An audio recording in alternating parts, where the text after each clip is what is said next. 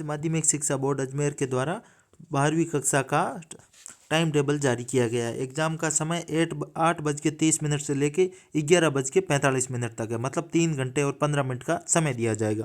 ये पेपर 6 मार्च से शुरू होंगे अपने और 5 अप्रैल तक चलेंगे। इसमें विभिन्न तरह के विषय होंगे, तो मेन सब्जेक्ट अपने को ध्यान रखनी है। 6 मार्च को अपना पेपर है मनोविज्ञान का। किसका पेपर है? मनोविज्ञान या साइकोलॉजी का।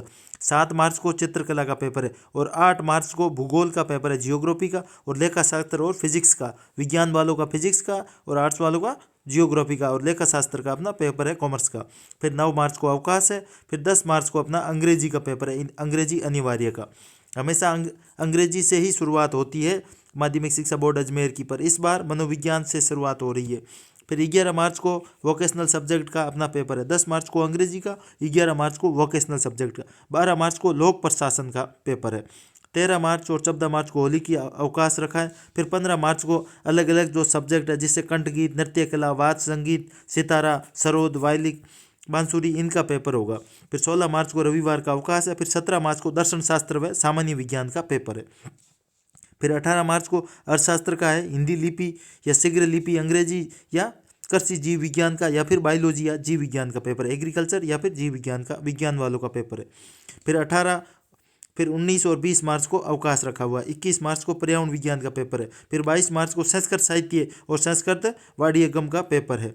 फिर 23 मार्च को रविवार अवकाश हो गया। फिर 24 मार्च को हिंदी अनिवार्य का पेपर रखा गया, जो हमेशा पहला पेपर माध्यमिक शिक्षा बोर्ड अजमेर किसका करवाती है? अंग्रेजी का। दूसरा हिंदी अनिवार्य का कराती है, लेकिन इस बार हिंदी अनिवार्य का पेपर मध्य में रखा गया 24 मार्च को। फिर 25 मार्च को गृह विज्ञान का पेपर है। 26 मार्च को शारीरिक शिक्षा का। 27 मार्च को समाजशास्त्र का। फिर 28 मार्च को राजनीति विज्ञान, भू विज्ञान या कृषि विज्ञान का है।